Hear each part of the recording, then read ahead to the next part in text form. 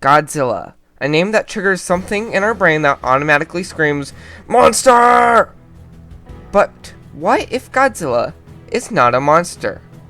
Hello, and welcome to Jp-Zilla, and I will explain exactly why Godzilla and his friends are not monsters at all.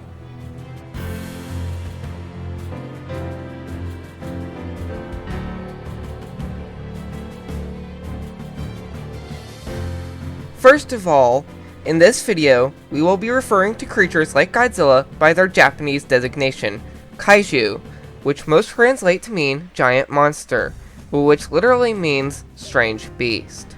So what is a monster? In my mind, and most people's, the word monster triggers images of blood-sucking vampires or man-eating wolfmen, and when you think about it, these creatures are often completely different than the Japanese animals that tower above even skyscrapers, but often they are too designated as monster. I will define a monster based on Western horror tales, such as Dracula, and I will define Kaiju based on Godzilla and his allies. A monster is usually a purposefully malevolent creature with a will of pure evil. For instance, Dracula chose to become an evil vampire, and commit all the evil atrocities that he did as a vampire.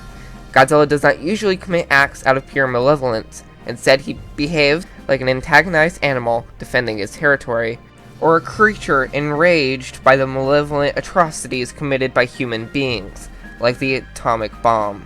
Another difference is that Kaiju are animals, and this is not always the case for monsters. Monsters like Dracula and Frankenstein's monster are humanoids. Even the Japanese kaiju Sanda and Gaira, who are descendants of Frankenstein's monster, are more like primates than humans. Monsters take on the role of antagonists in their movies. This is the defining role of a monster. You never see Dracula rescue a baby from a burning building, or Pennywise fighting off a horde of aliens to save a city. One may think that kaiju always fill the same role as monsters, and you are half right, but oftentimes kaiju are protagonists or anti-heroes. This is possible due to their animalistic type minds rather than their malevolent human-like minds. In one movie, Godzilla Final Wars, this anti-hero role was brought to an extreme when humans freed Godzilla from being trapped under a few thousand feet of ice so he could ward off an alien and kaiju invasion. Godzilla even makes peace with the humans at the end of the movie, something that has never been done with monsters except maybe in the monster-based comedy Hotel Transylvania. Another aspect that makes a monster and a kaiju different is a monster's supernatural origins. Dracula became a vampire by making a deal with the devil. The Wolfman had a mystical spell put over him, and witches take their power from evil spells. The French legend of the Rougarou is another example, being a supernatural entity brought to life by a witch. Kaiju generally have natural, scientific, or extraterrestrial backgrounds, like Godzilla being a mutated dinosaur, or Rodan being a species of prehistoric pterosaur. This aspect of the Kaiju is best seen in the Monsterverse, where Kaiju, dubbed Titans in the Monsterverse, are a prehistoric food chain of their own. So we have already established that monsters and Kaiju are different, but has there ever been such a thing as a Kaiju that was also a monster?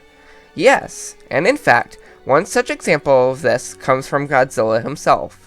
In one version of the giant dinosaur, Godzilla was killed in 1954, then brought back to life by spirits angered by Japan's involvement in the Pacific conflict. In this version of Godzilla, he shows all the signs of being an actual monster and a kaiju.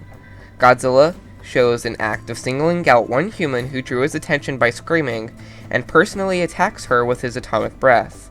His origin is supernatural, and he took on the role of antagonist in this movie, facing off against kaiju like Mothra, King Ghidorah, or Rodan. So we've established that kaiju monster crossovers exist, and that kaiju and monsters are not the same thing.